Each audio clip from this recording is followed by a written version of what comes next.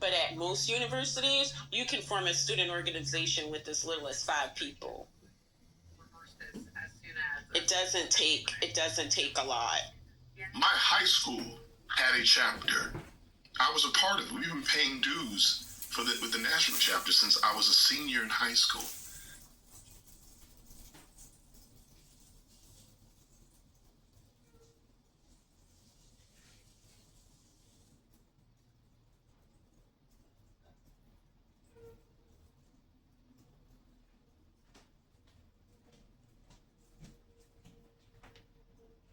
So basically, I got here.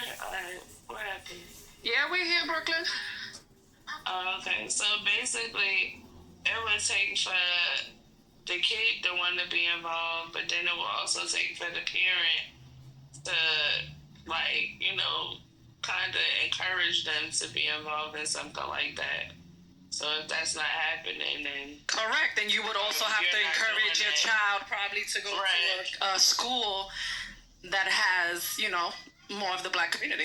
But the majority of the Black community. But they got local chapters outside of college. Oh, so of course. You can do it outside of college. But I believe that it's also the parent encouraging the child. The child don't want to do something. That's what I'm saying. Like it would probably be based on the parents' involvement. So it's like a trickle down. If you're not involved, if you're not really telling your kids, you're not pro-Black with your kids, then your kids ain't pro-Black either. That's yeah. Hey, but I was looking at it this way, Mel, because earlier you're asking her. I thought that initially because UCLA only has like 5 to 6% Black, right? So I figured that must be why they don't have a formal NAACP chapter, right?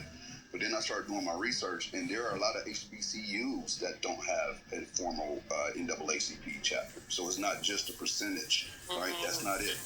They have to. It's usually student initiated. And if the students are, like you said, being parented in that way, or they don't have mentors or affiliates that are moving in that direction to kind of motivate them to organize and seek out formal affiliation with the NAACP, it doesn't happen. It's usually student initiated. It doesn't matter if it's, like Dr. AG said, 4 or 5 students. It doesn't matter. As long as they initiate it and formally affiliate, you're there. Right? But they're just not being motivated to do so, or they're joining other groups and they just have other focuses. And that's more the problem than the amount of Black students that are there. And honestly, being uninformed just really can't be an excuse, especially as a Black person. I feel like what'd you say? I just said, go ahead. I'm sorry. No, so it's like, I don't feel like people should have to be motivated. Like, you should want to do this. Like, you see how that Black people have certain issues in this country, brown people have certain issues, so that should motivate you. But I feel like we debilitate young people by, saying things like they don't know, so help them. Like, pass it down. Like you said, information just does not fall out the air. You got it. Any information, even information on Instagram, you still got to go get it. You have to reach for it, and if you want to verify it, you have to research it further. So I think that's kind of our problem, is that we are so oh, it's not right here, in front of me. So they don't know about it. It's like, what? I don't even know that type of thought process. Go out and get it, find out somebody doing it. And I think this is one of the things I've recognized, because being 76, I've now taught several generations, and these 18, I would say these 18 to 24-year-olds and other people thereabout, but for that particular demographic, they are some of the most uninformed, claiming having access to information people I have ever met.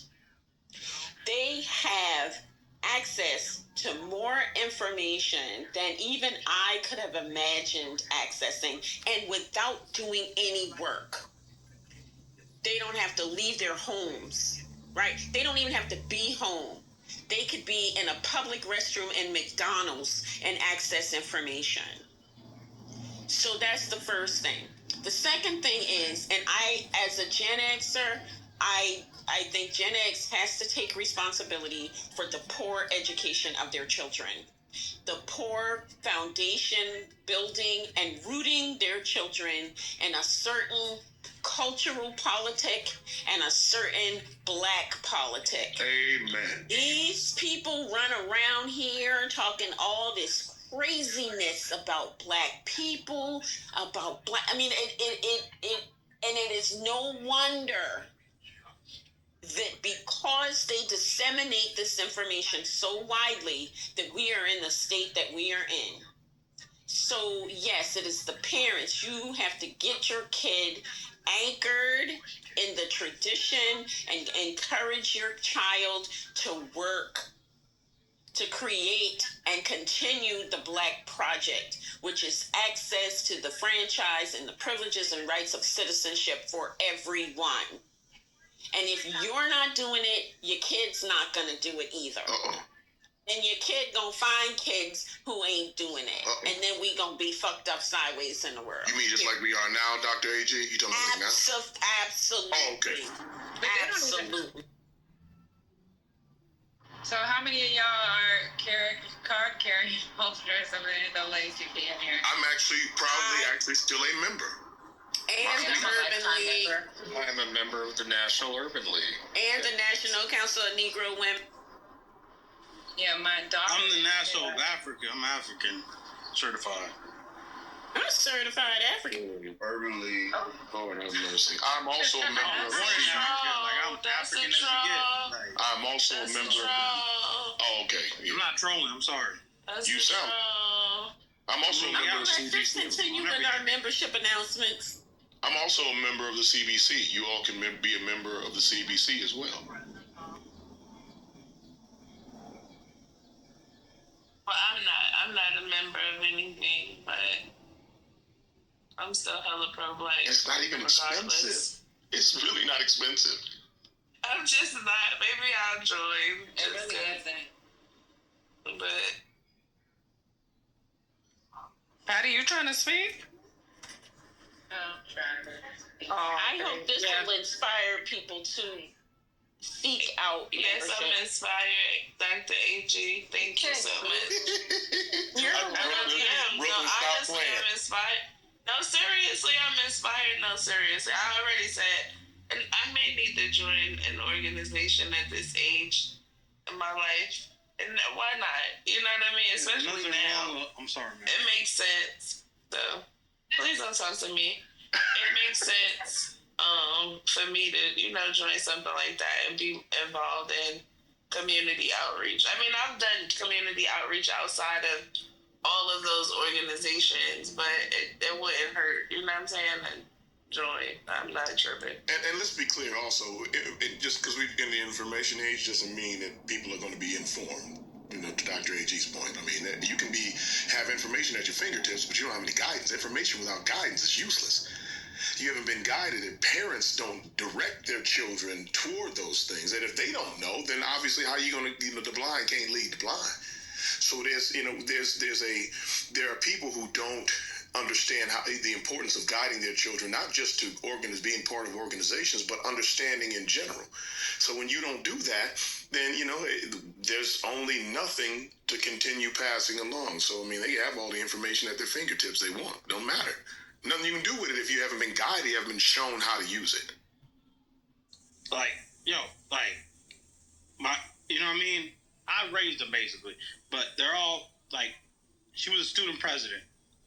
I made sure, you gotta be, what's the point of you even being in council in school if you're not the student president? And I told my nephew, what's the point of playing basketball if you ain't the best? What's the point? I look what's the point? You know what I'm saying? You gotta be the best. And they became the best. He became the best. That's what it is. You gotta be what's the point? I average 17 points a game. You can Google me. It ain't no joke. What the hell going on? I'm with Brooklyn on this. I mean, listen, I try to call him. You can Google me. If you're gonna do something, be the best. What's the point? Absolutely. What are you doing it for? Totally agree with you, brother. I think this is the under 24 that Dr. AG was speaking on. Yeah, that's what it sounds like. Here's the thing: even if it's trolling, like during a serious conversation, it's still juvenile. You know, just because you don't have the ability to participate in adult conversations, and then you try to get your kids involved make fun, younger. it's crazy. When you get them involved when they're young in some of these organizations, they when they go off to college. You're in the Matrix, Patti. You must have rolled into some bad. Like when I was little, my mom had Martin Luther King's Day. I'd have to do little paintings that they would auction off at their because they always have their annual gala.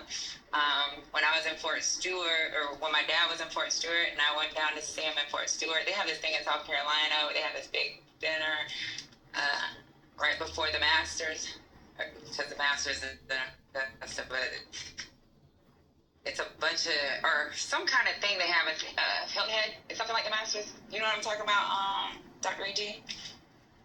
Yeah, they have, I think it's Ted Turner who does that golf tournament. That's what you're talking about?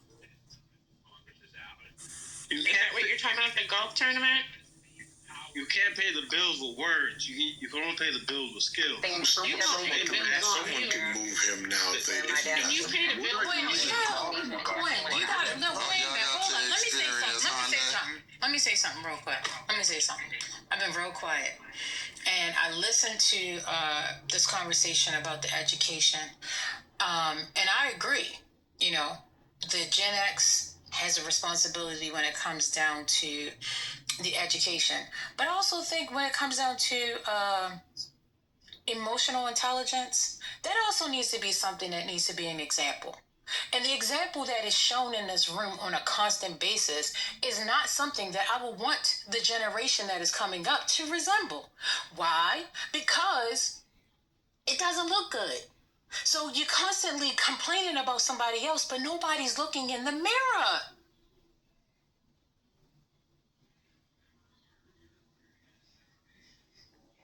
Carry on. Was that for me? It's for whoever wants to take it. Oh, okay. It doesn't have to be anybody specific. I don't target people. Yeah. I'm just saying, and I'm putting it out there. Okay. For my money, if again, and that has a place in the conversation as well. But for my money, if we're having a serious debate or a serious conversation, and there are people not interested in that, and visibly so, I think removing them is probably a better option than engaging them, and especially when it's not in good faith. If it's in good faith, that's a different approach. They just can't participate in the conversation, or maybe don't have the information, but are willing to learn. Totally different thing. But when people are doing what this cat is doing to my right, that's disruptive because he doesn't prioritize sensible conversation, and he clearly does not participate. All right. Clearly doesn't prioritize that. All right, It's disruptive. Let's just recalibrate. Let's refocus. Patti, your internet was going in and out, so we couldn't hear. You were saying something about if you start them early. Yeah, if you start them early, a lot of times these kids do things on their own. Like with my daughter, when she went off to college, she was like, I'm gonna join the Young Democratic Party. So it's like she's joined that. She's done this too. She's part of some black union, something, because there's only so many black kids at her school, right? Black student union. Union. She does, she volunteers at the Boys and Girls Club for tutoring for kids.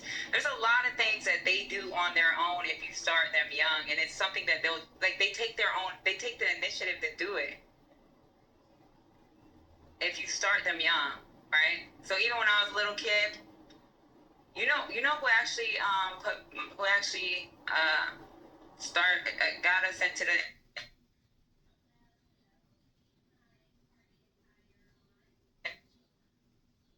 You're gone again. Oh, sorry.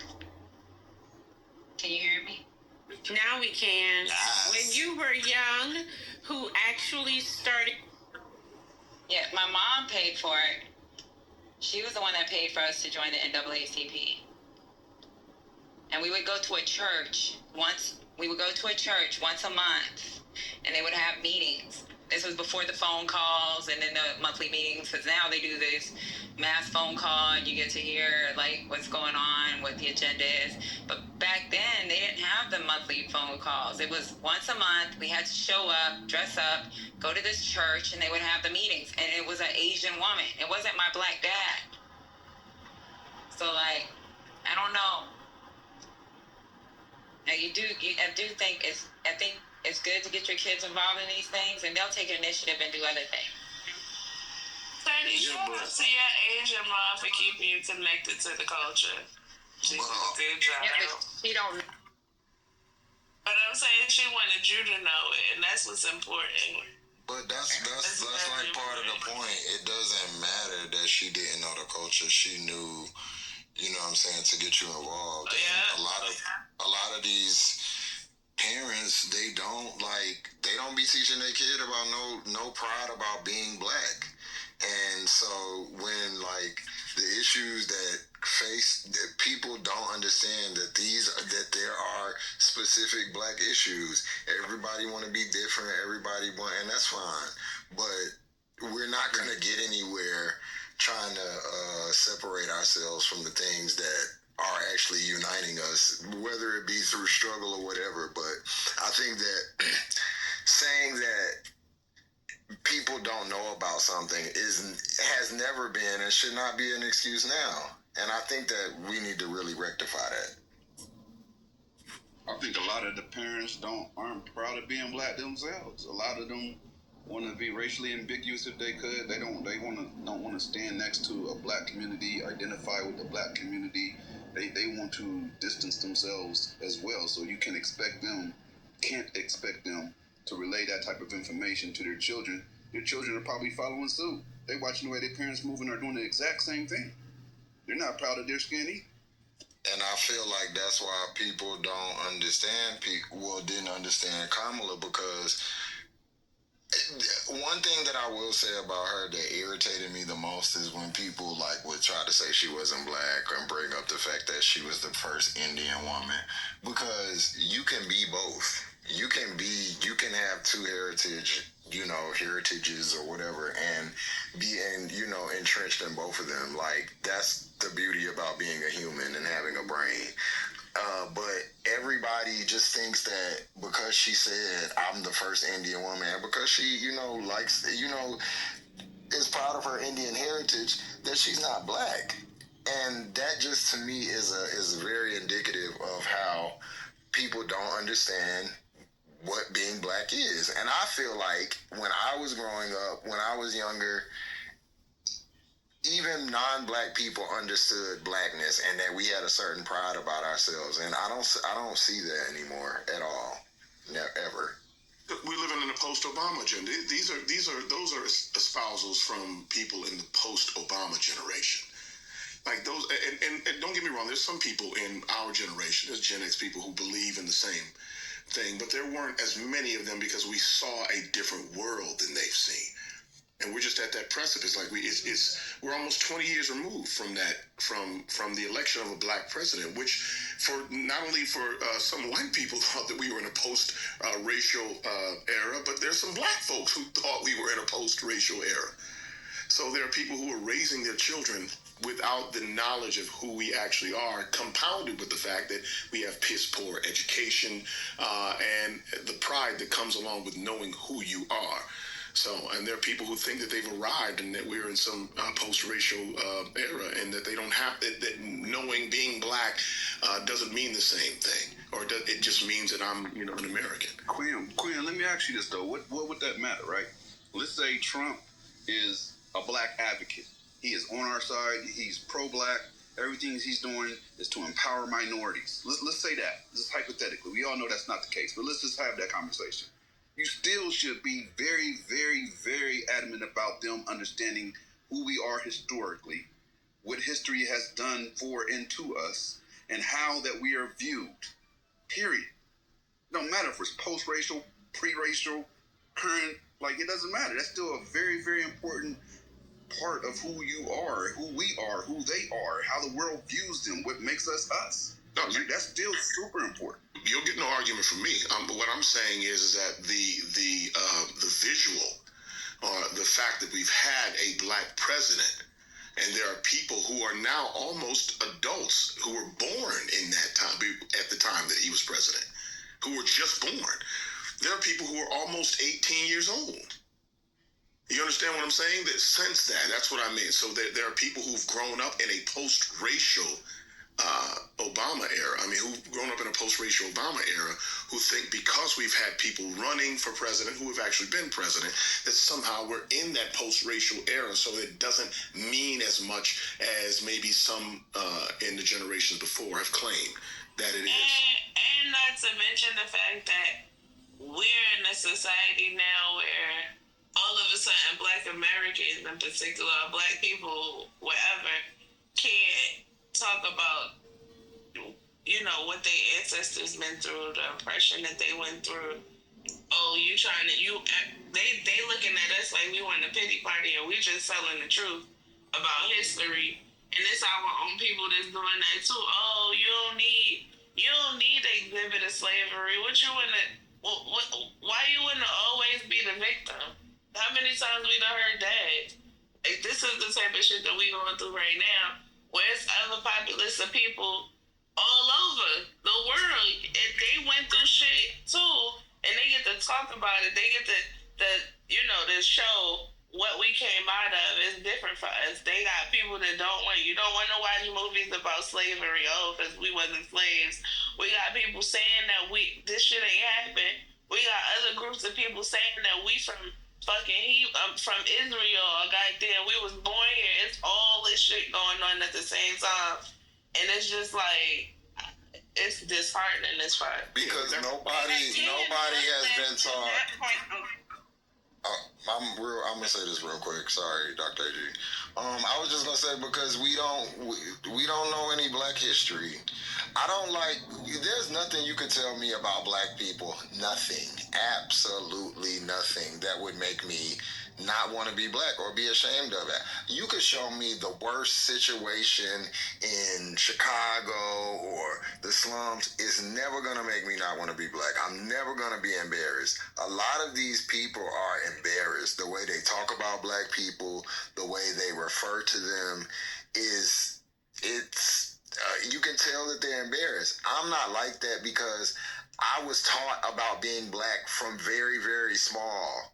So I don't have, and I'm not trying to offend nobody, but I don't have a lot of the inferiority complexes that a lot of people have, because that's what I know from beginning. From before I knew about George Washington and those forefathers, I knew about my actual ancestors. So I really do think that it's important that you know these things, because like even what Patti was saying, her mother, not even a Black person, pushed her toward these things because she knew what her child was going to face in life. And so now, as an adult, you know, she knows these things. She has these things embedded in her as a Black person, and you can't take those things from a person. And those things, they always stay with you. If you have none of that, if all you see and all you associate Blackness with is sexy red and hip hop, and then you may have a hard time. Even though that still doesn't make me feel no type of way, but you may have a hard time grasping what we're so proud about and what we're going on and on about. But to me, Black culture is the most beautiful culture, and everybody should know about it. Not just Black people, but the fact that our own people don't want to know, or are so embarrassed and just talk about us like we're dogs. It's sad to me. It's really, really sad. Yeah, that's also, I always say this, man, and there is as active, or more active, a more pronounced, a more deliberate effort to miseducate people, way bigger than there is to educate people. So Brooklyn, what you hear, and in line with what Just was just saying, what you hear is the byproduct of that. Is people not having any pride in who they are because they just don't know who they are. They don't know any. All they know about Black history is what they see in their current world. That's it. And that's sad. Like to us, that's foreign because we learned Black history. We saw Black people. Some of the people that are mentioned in this so-called Black history are people that we know, that we got to experience ourselves. So I mean, it's just it is disheartening, but to understand it gives you a little bit of gives you a little bit of reprieve. But it's disheartening. It's crazy to listen to, but. And I had to remember, we're in an era post a Black president. There's some people who think that signifies that was the end of racism, which is insane.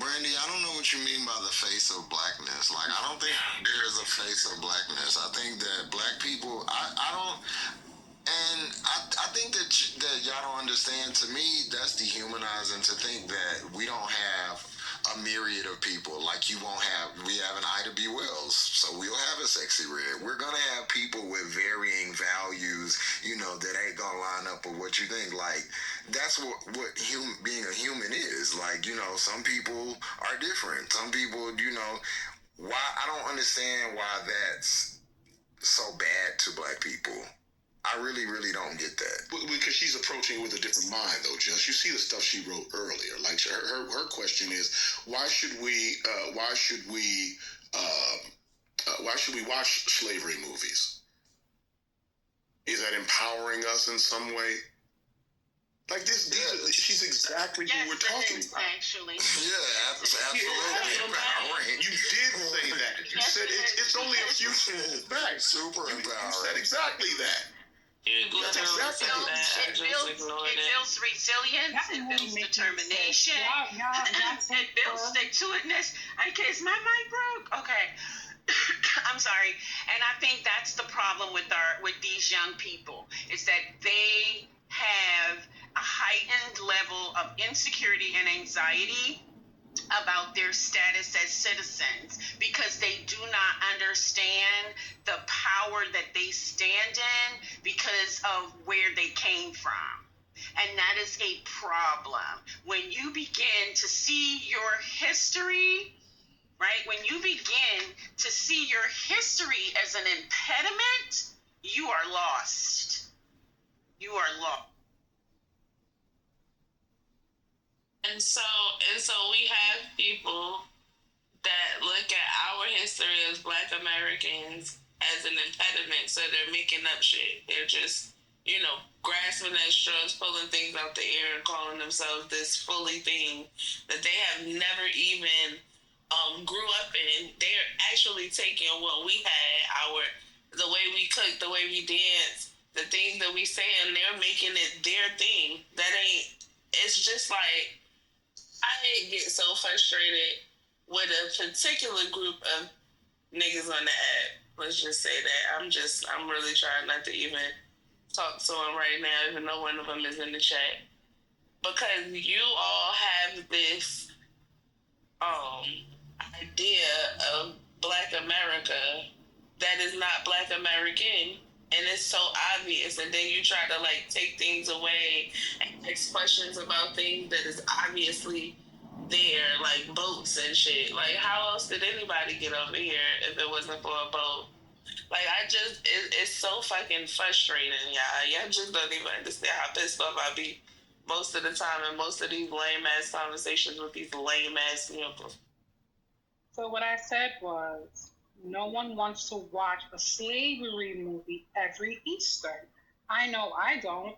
I didn't like when I was the only maybe 2 or 3 Black kids in class, and then the teacher fucking rolls in the television and we watching a slavery movie, and now everybody's staring at me, the only black kid in the class.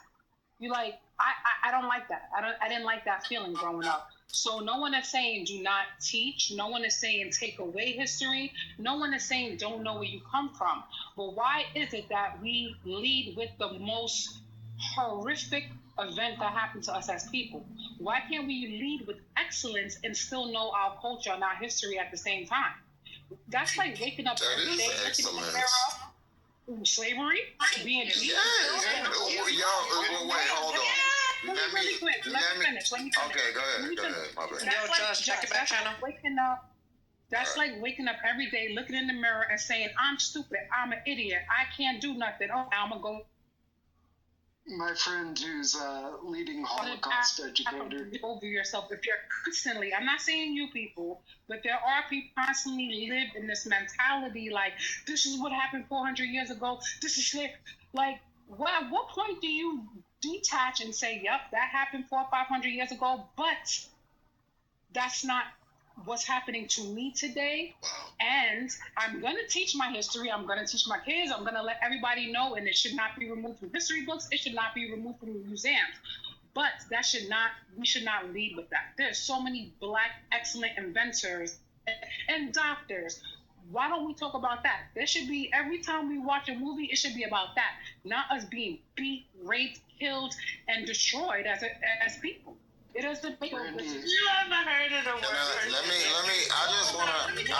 Question. Real quick. I just want to say this one. Let Dr. AG go, and then I want to reply to Just that. one quick. Brandy, one of the first doctors, right? One of the first virologists, if now what you call them, in this country was an enslaved person.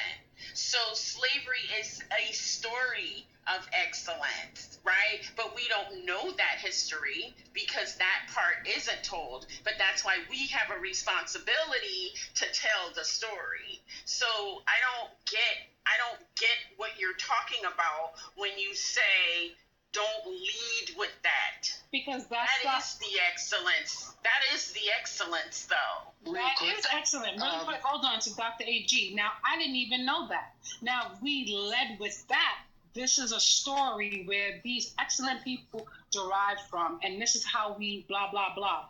We don't hear it that way. What we hear was we were slaves, white supremacy, oppression, we were beat, they took everything from us, and blah, blah, blah. I'm not saying we should not complain or we shouldn't fight, but it's more of a complaint and a woe is me. Then we came from this shit, and look who we are today, and we keep on striving. Not saying you people in this room, but the overall majority of black people, when you hear and talk to them about struggle, it always goes back to, look what they did to us. Yeah, head start, blah, blah, blah, blah. Instead of, you know what? We came sessions from shit and look at today, and we keep on making strides to be better people. But that's not what we really get, Dr. AG, and we know that. Why do you not look at that as a critique on how it's, the way it's being taught, who's teaching it, and, when you said that they roll out the movie and the people stare at you, why you not, that's not your fault, that's them. They're ignorant. So, to me, that's the fucked up part right there, that they make you as a black person, you feel bad about something, and that is overcoming. To me, when I see slavery, it's like, dang, black people are well represented in every facet of America, and we came from that? That's the biggest story. I don't know, I look at it different. Absolutely. I have a really hold on, Austin. Wait. This is a black conversation. It's absolutely vital. Thank you. So, I want to know, have you guys ever heard of the word perseverance? Absolutely, yeah. Are overcoming. That was to my point. Can you please, Austin, please? Listen. Because I do want to hear him, because he's going to make a point I want to make. Okay, go ahead, Austin. I'm going to let you go. I have the floor for a moment. Okay, hurry up, because I got to go somewhere. Make your point. Oh, cool. One of the most wonderful clubhouse rooms ever. one of the leading Holocaust educators in the world, Sammy Steigman, he spoke about how surviving the Holocaust, he likes to use the word, he's a survivor of the Holocaust. He doesn't use the word victim. He doesn't think of himself as a victim. He was a victim, but he, in his mind, his mindset is survivor, perseverance, etc. And that's what I had to say. And Sammy Steigman's awesome. He's one of the coolest influencers on Clubhouse. I just want to follow up. I want to follow on that. No, it wasn't. I'm not going to say why. Because one of the things that we as Black people have to acknowledge is that we have, many of us, and this goes to Brandy's point, many of us have internalized the shame of slavery as our burden. And his point goes to the way other people who have suffered such inhumanity, they didn't do that. They didn't make it their burden. Rather, they reminded the offenders that it was their sin.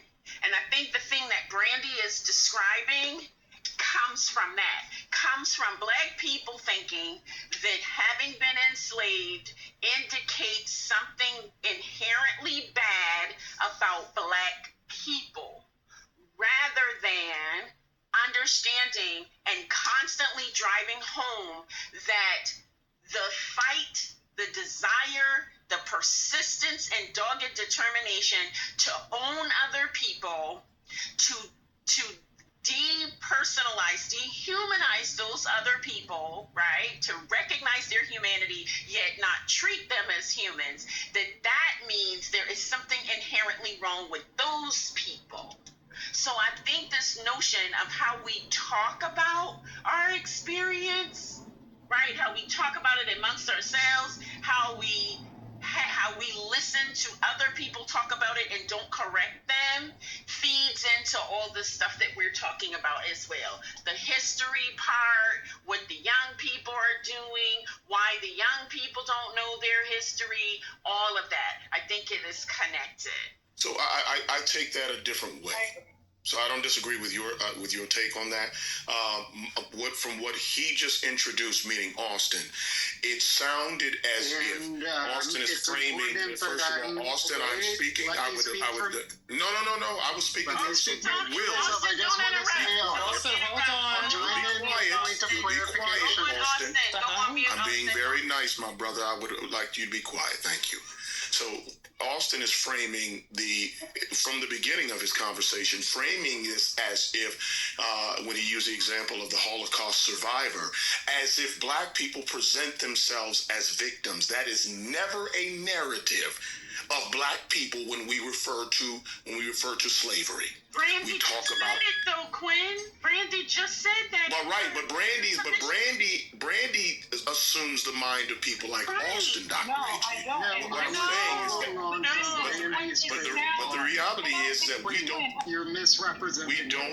We do not present. I don't care what anyone is saying. We do not present ourselves as victims. That narrative has come from racist white people who have framed us that way because we have spoken about our history, because they have a problem with it because of the way it makes them feel. We do not frame. That word has never associated us with us. We have never framed ourselves as victims. That's not fair to say, but that's not fair to say in the 21st century, because you have Black people running around here telling other Black people to talk about slavery is to claim victimhood. Go on mute. To talk about Hold on, Dr. AJ. I think Mel's off the machine. To talk about slavery is to claim victimhood, right? So there are very many Black people who are doing that. So I don't think that it's fair to say, I don't know if this is the right place. I don't know them white people. Yeah, I don't think that that's fair. I gotta go because I gotta. Thank you. And my name was mentioned and I was misquoted. Wait. To Quinn's point, you're absolutely right. But that's the loudest people, Quinn, are the ones that have that victim mentality. That's what you hear more of. I don't see that. I'm maybe not in. What is a victim maybe not in your mentality? circle. I'm just waiting. But The whole woe is me, and they're not coming from the place that you guys are coming from. Like, we came from this and we are here. They're coming from, I can't do this because this is what happened 400 years ago. That's more of what you hear, and that was Brandy, my point. Brandy, to be fair, right? I hear what you're saying, and I've heard that stand being taken. But the fact of the matter is, when it comes to us, black people do be victims. Woe do be them. Like, honestly, it is not as easy for a lot of people as it may have been for us. Like, I don't understand why we can't come to that reality. We live in this individualist fucking mind life. Like, everybody around us that is going through something is going through it, and it's all their fault. Systems do be against them. Things do be happening, whether we like to admit it or not. Like, I make fun and jokes about people that want to be whoa, but I understand too. At the end of the day, people really do be going through shit. And that's what y'all need to keep on the forefront. This is what y'all voted against as well, because you wasn't thinking about those people that are actually going through the things that you don't want to go through. You didn't consider that at any time, at any point in your life, that you could be that person too, and you could be going through some shit. Y'all be thinking about the now, thinking that your black skin is not a hindrance to you, but it is. Whether we want it to be or not, it is, okay? You have to come to that realization. Things are being held back from you just because you are black alone. And I see that you might be blinded to it. It might have been easy for you in life. You might have not experienced racism, but when other people tell you that this is happening, hear them out. And you didn't. And so you voted against it, and now it's all coming back to bite all of us in the ass. This is the shit that this the problem when you don't listen. I literally did not vote against it. I did not vote for Trump, but doesn't matter, we vote for it, right? Because if it's happening regardless if Trump is in office or Kamala. It's still, right? White supremacy. All these things are still happening. This shit ain't happening. If the Democrats was in the office, the shit that's happening would have been now happening. wouldn't have Come been on. happening. Well, No, it's still maybe not in maybe not in your face, but it still was happening. It may not happen. Trump was more in your face about it. He's erasing laws to protect our people, Brandy. He literally is erasing laws that was put in place to protect us, and he using this whole immigration thing to convince niggas that it's a good idea, and it ain't. Like, so what? Somebody else get to fucking experience the freedoms that we as Black Americans fought to fucking to have. So what? The fact of the matter is the freedoms were in place and again taken away from everybody because a group of people felt that somebody else was getting it what their just due was. That's stupid. That is dumb. We are marginalized. Okay? We are marginalized. We are a group of marginalized people. We are constantly under attack. Constantly. You know that as a black woman. You're a black woman. You hear all of this shit that be going on the internet. You walk outside, you see how people might treat you or look at you. You see how men might look at you. You don't need a fucking statistic or a fucking poll to realize that this shit is actually happening. That's what I don't understand. Like, you can't say, I'm done with people saying that the Democrats and the Republicans are alike. They are not. They are not. They are not alike at all. They are not. And again, okay? And I need y'all to really come to that realization because it's not true. Stop saying it. It's not true. Absolutely, Brooklyn. Yeah, and go ahead. Quinn, you made a very good point. It was moderately divergent from what I was expressing, yet it was brilliant, and I thank you. I just want to say what I said.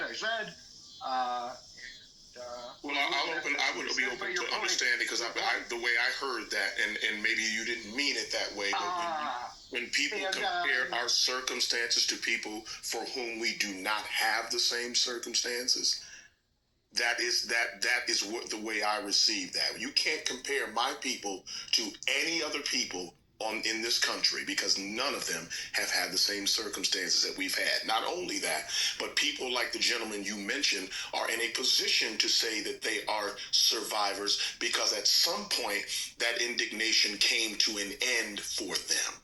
It is persistent in our current reality, whether some of us want to acknowledge that or not.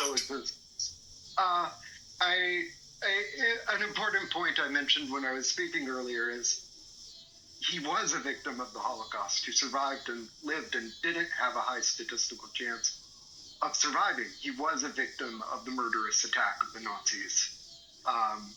Yet he survived. And in his mind and mindset, he uses the word, I'm a survivor. I don't think of myself as a victim. I don't use. So what is it that you're trying to espouse by saying that? Is what I would ask you. What exactly are you saying in comparison to what you in comparison to the conversation? What would be the purpose of it? I was chiming in after hearing Brandy's earlier. Right, but I'm saying, what Brandy is saying is incorrect as well. I'm asking you based on what you responded to with her. What exactly are you trying to espouse? What is it that you're trying to say? Well, by giving us the example of that gentleman who was a survivor of the Holocaust versus people who espouse, are you saying this versus people who have been involved, who are descendants of slaves, espousing that they are victims of slavery? It would make sense that those people felt that way because those things persist into today. The effects of those things doesn't mean we haven't gotten better.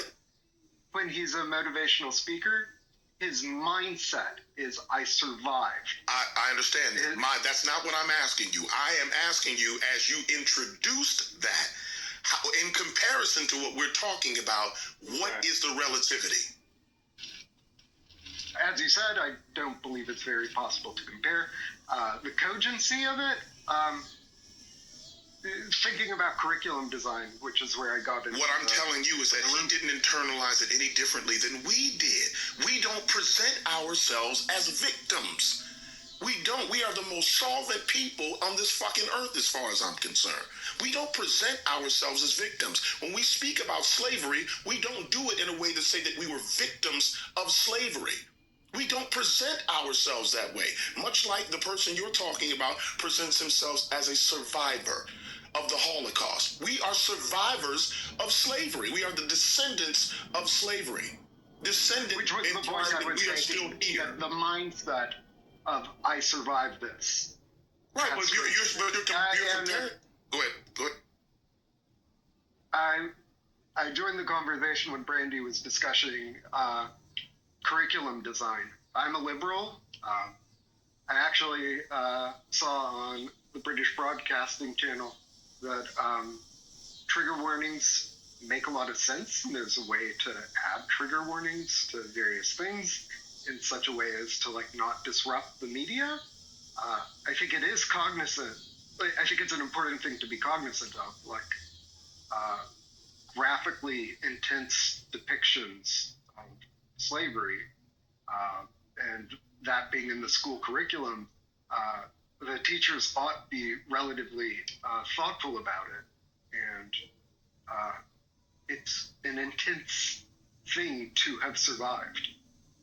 But I don't even understand this whole notion of you get slavery, and I went to I was in two different school systems. I chimed in where the curriculum design thing showed up. So and it's trying to whitewash history. Go ahead. I think he was coming. I'm not talking about him, no. I was just talking about when Brandy said that on Easter they would show just slavery. Like, it's unfortunate. I can't, speak to experience because I wasn't there. And it's unfortunate that that's what you learn. But, like, we learn from beginning to end. That's how I grew up. Like, in school, we learned from beginning to end, meaning, yes, it started, some classes, it may have started off in Africa. Some classes, it started off with slavery. But the progression, the seeing black people go from being at the bottom of the barrel, but fighting for their freedom and, raging against the machine. They did that then, and they did it as history went along. So I always saw from the slave to right now, I've always saw us as warriors in a way, not taking no shit, figuring a way around the shit. This is what my history teachers taught me, especially in my predominantly black schools. But this is what I was taught. So I don't even understand this notion of, is that what they just showing you? They just showing you slavery? That's unfortunate. It might be something that the parents need to address, especially when y'all insist on sending y'all kids to these mixed race schools. You got to make sure that the curriculum of your people is being taught correctly as well, because if it's not, then it'll end up a problem in which, Brandy has faced. Brooklyn, though, I think Brandy. I grew up very, very, very pro-black. My mother had me at every Al Sharpton march. I used to go listen to Louis Farrakhan. We went, believe me, when Amadou Diallo got shot up, we were right there. My mother had me front line and center. So I got it from both ends. I understood where I came from. I understood our history. I understood everything about it. I was kind of making a joke like Easter, how they play Roots all day long. That's what I was talking about. And in school, yes, they used to roll in the television and we used to either watch Roots or some other little slavery type of cartoon shit. And I grew up in the Bronx. Yeah, they also showed the Passion of the Cross or whatever that. I think you're speaking about how it made you feel versus right. And that's what I'm saying. But that's not the same thing, though. I can appreciate how it made you feel. But that's, if I'm showing you a movie that's historically correct, I'm assuming that it was historically correct, and it just made you feel some sort of way because you were in a room full of white people who don't know how to receive that and then look at you crazy, or made you feel some sort of way about it, doesn't mean that the presentation itself, it's how it's being presented. That's the problem, not that it was being presented. That's the problem. Maya said, hold on, let me read what Maya said. Filtering. I think it's hold on, Austin. She thinks that it's a problem of how people internalize it, and I think that's what it is too. It's being internalized in a way, and I guess it has something to do with, how people grow up, or so people, how they engage in their community. I don't know. But whatever the case may be, it's definitely an internalized feeling, because when I saw Roots, or like Mississippi Burning, I wasn't like, oh, I'm scared of white people when I say Mississippi Burning. I wanted to burn some shit down. It made me radical as fuck, at least for about 3 days after I seen the movie. Yes, you understand, I was very volatile. At any time, anything could happen if I was in the wrong place of mind. But it didn't make me feel like, we weak people. No, it made me feel like these motherfuckers keep trying us and we need to do something about it. And that's how a lot of us feel.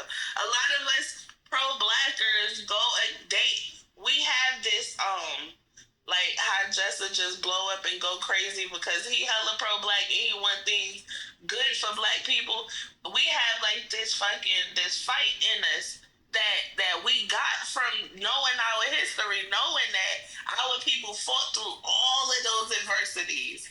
Like, so it is an internalized problem, and that might be something that we do as a community need to address and figure out a way to, I guess, make people feel more safe when they knowing about our unfortunate history but they need to know it to know how we fucking came up. Like it's necessary to be a Black American or to be a Black person, period, to know this history, to know how we prevailed in spite of all of the things that was thrown against us. But again, that is, you can internalize it but it's about how it's presented to you. And listen, I have this issue.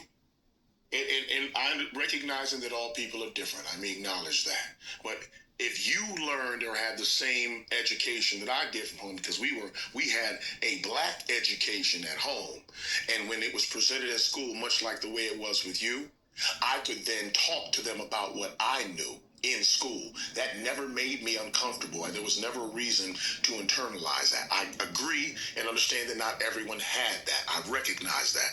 I'm just saying that is the fundamental problem. It's how it was presented, not that it was presented. And that makes, if that makes folks internalize something differently, then so be it.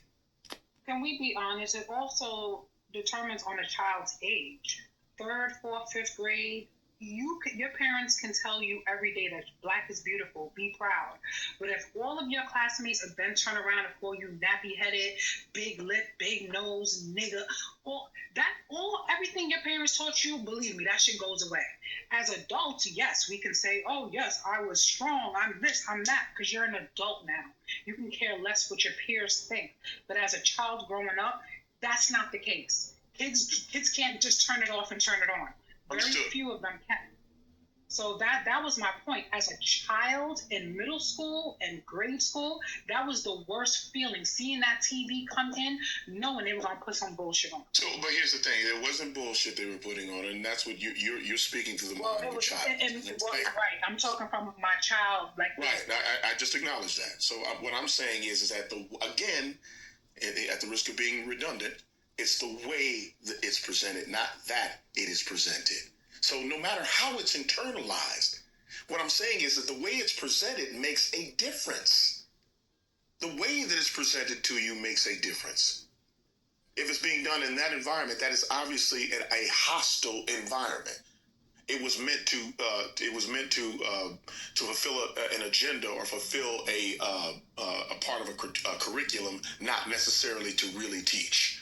Because if that was the case, then you felt that way. Well, that's a much deeper conversation. But I'm just saying that in general, that our history is being taught, and that we continue to let people know that, much like our Jewish brothers and sisters let people know about the Holocaust on a regular basis. It is important for us to keep our history before our people, and in the right way. Obviously, that goes without saying. But the way it's presented makes a difference. What you told me, Brandy, I'm actually, very sorry you had that experience. But it just, this is why I always will tell people to go to a HBCU. I don't care. Because you need that reinforcement. Listen, I got picked on just, too. It wasn't about having nappy hair or nothing, or being Black, in no ways. Maybe, so I feel like it's important in your formative years to be around people that look like you. So they can't, because that does have an effect on how I don't give a fuck I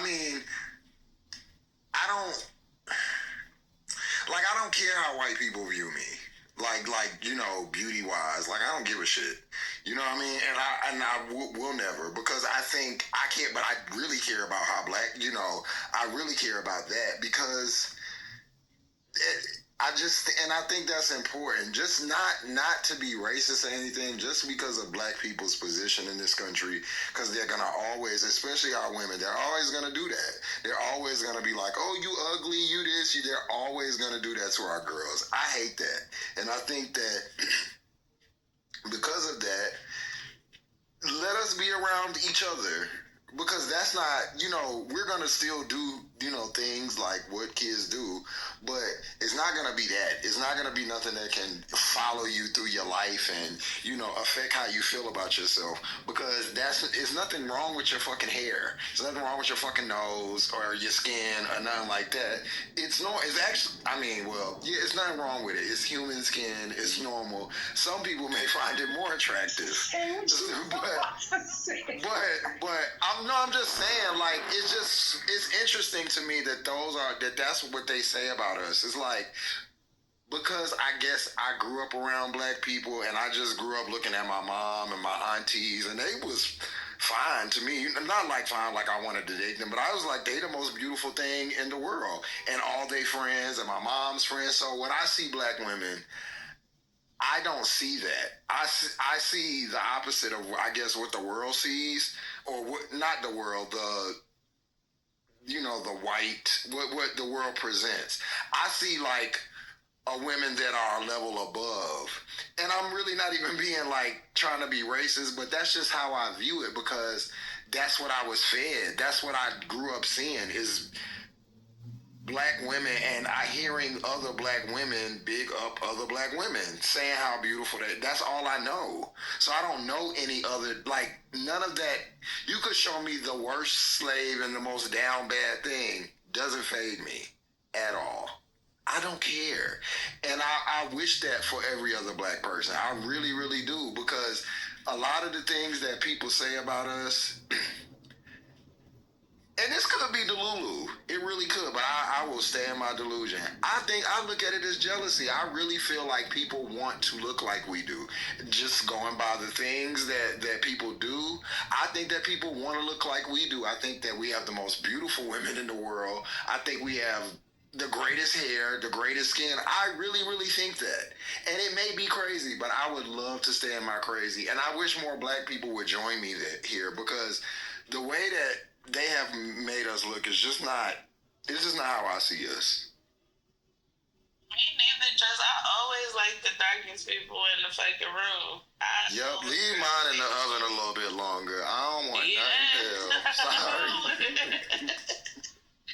I'm not the same way, but yeah, this needs to be, at this point, that's why I think I go so hard with all of the ignorance on fucking Clubhouse, because it'd be like, y'all really just go too far. Like, and Pure Blood talking about his mental programming. Okay. Okay, well, if we're going to be mentally program our children with that, because running around telling black girls that are absolutely like, it's so many girls I see that walk around and be like, they said this about me, they said that about me. And I don't view it like that. I'm a whole gay person. And I don't view it like that at all. So run it, if that's if it needs to be diluted or whatever, then fine. But having these women walking around here thinking that they're less than, or, because of whatever the fuck they do, they wear wigs, they wear weave, to me, that's ingenuity, that's creativity. All of those things that other women wish that they had.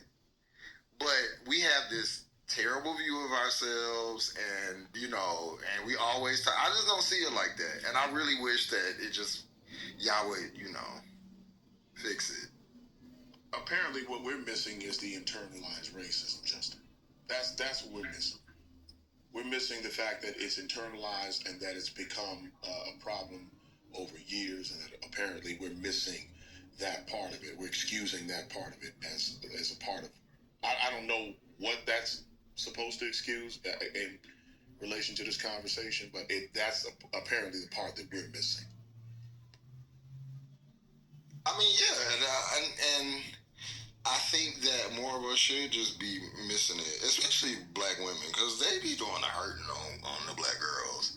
It really do. I don't know if it affects black men as much, because of just we have a whole nother situation that I could talk about, but the way that I see it manifest itself, even in my little cousins or whatever, like, I always have to be in her ear, like, because she's very dark or whatever. I constantly have to be like, and I always will, like telling her how beautiful she is, and she is. But she'll go to school and have, somebody done said something crazy to her, and she'll come and ask me. But because we are like, she's our queen. We'll never, she went to school like that, knowing that she was beautiful. She'll come and ask me like, they be saying my hair is nappy, but in more of an inquisitive way, or things like that. And I always gotta be like, they don't even know what naps are, like, this girl got hair down her back, thick as, it's like she has hair, beautiful hair. But it would be eating her up. She black and all this other stuff. Yeah, black is beautiful. Black is shit. Tell them you black as fuck. I'm just curious as to what that's supposed to excuse or explain. Not what you're saying, Just. Not you, Just. That's what I'm saying. I'm speaking to the internalized racism in general. Like in terms of us presenting ourselves or feeling like victims. Most of the time, that doesn't manifest itself that way for those black people who feel that way. That manifests itself in self-hate. It doesn't manifest themselves in well, I guess in being ashamed of who they are. So what is that supposed to excuse? Or explain? It just, to me, it just the way that these things. I don't know. When I hear Brandy talk, I've heard other girls say stuff like that. Like I worked in like a barbershop there. I've heard like just this in conversation, and I'll be looking like, now. To me, it's like, oh, she said that to make you like, because she knew you was bad. That's what I'm thinking. But these women have really internalized it, and I'm sure some men have too. But I see a lot of women, they called me black, or they said my hair was nappy. So fucking what? Like, so what? How they like? It's a lot of things that we could say about them. We don't have to like, do the whole go to hell. But why are we? That's why I don't like the weave conversations. I don't like you wear blonde hair, so what? Y'all made us wear this shit. We was minding our business. We still have afros and be living in mud huts if y'all would have left us the fuck alone. Or whatever the fuck we was doing. You gonna stop. I'm sorry, y'all. You gonna stop. I'm gonna tell you something. Don't play it. I said what I said. And I said what I said. Bye. You're gonna have to come back tomorrow because I'm not doing this with you today. You're not gonna be disrespecting Dr. AG like that. She ain't do nothing to him. But he think being black is about marching. I just don't. He done lost his damn mind. He's goddamn Korean. He need to worry about his damn kimchi and his goddamn. Oh wow. His doggy. Always talking about what she said is right. You have to fit in these spaces. So what did because maybe I had gone away from the phone, but what did Dr. AG say? He was talking about how to basically check somebody without going postal at work. Right. That was it. That how they got this stigma on black women, especially the strong black women, and we so confrontational. She was speaking of how to confront someone without, meeting that stereotype. I don't think. There's nothing wrong with that. Yeah, nothing at all. Yeah, he want her to be a fool. Oh no, that's stupid. Yeah, how you doing, Miss? They call me Job Bin Laden. We know. You back? Always some fucking body with the bullshit. I swear to God. I remember him. Beautiful. My mom tells me that all the time. Even as grown as I am, like she'll talk on the phone with me and she'll be like, "My pretty baby, you're so beautiful. I love your face." Like, listen.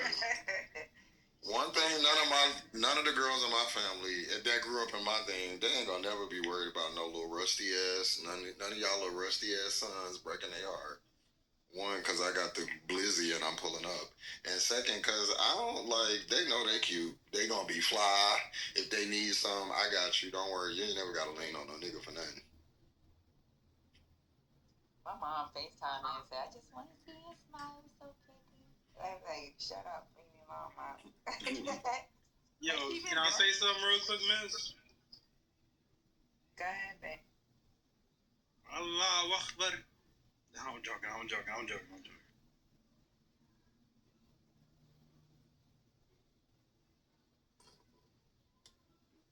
Ain't you the dude who was saying you hate gay people yesterday? You're a whole goofy for that. Oh, boy.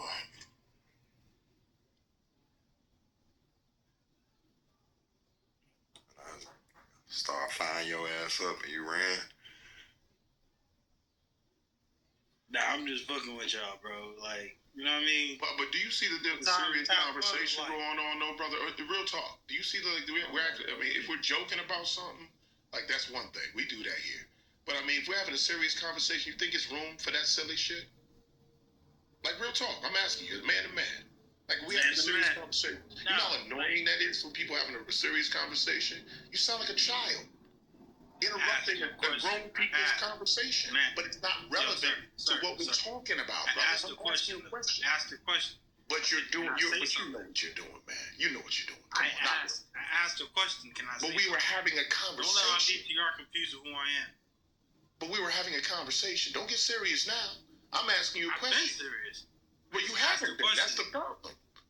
We having a grown people conversation and you're acting like a child. I'm being grown by asking first. Now you are, but before you're being an asshole. No, I was asked a question. I said, ma'am, can I say something?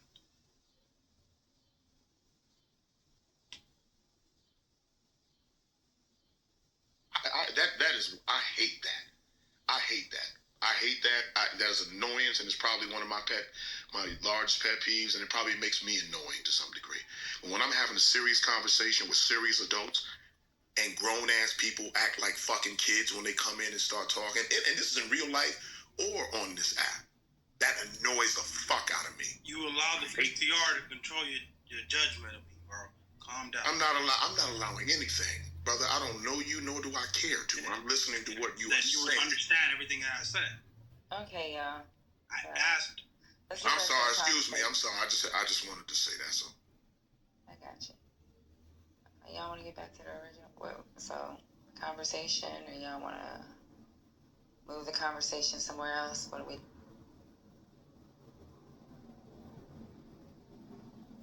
Hello. Oh, I'm okay with moving forward the way we were. I'm just the people disrupting it who have a problem. Hey, Mr. Harris. Nice. I haven't seen you in a while. How you doing? I'm really South Sudanese, right? Hey, go on mute, Ja. I'm sorry, man. With Okay, go ahead, Mr. thing Justin was talking about, I really never understood how people, well, our women specifically, could allow anybody to kind of like, in one face, try to belittle the complexion, the curvature, the hair, the voluptuousness of our women, and then in another face, they're trying to literally mimic what our women are. I just find that very funny to me, like where the tanning booths with the lip injections, with the butt implants, they're literally mimicking our women. Changing of the hairstyles that we can do. It has always been funny to me that in any face that somebody could say, oh, there's something wrong with that. But everywhere else in the world, they try to mimic what our women look like. I thought it was funny. And then the complexions, you know, the tanning booth, the black skin has always been just something to marvel at. Like, I don't know, man. And my mom was kind of very light skinned, to be honest. Like, my dad is actually the dark one. But man, I just always found it a dark skinned woman so just to me impressive.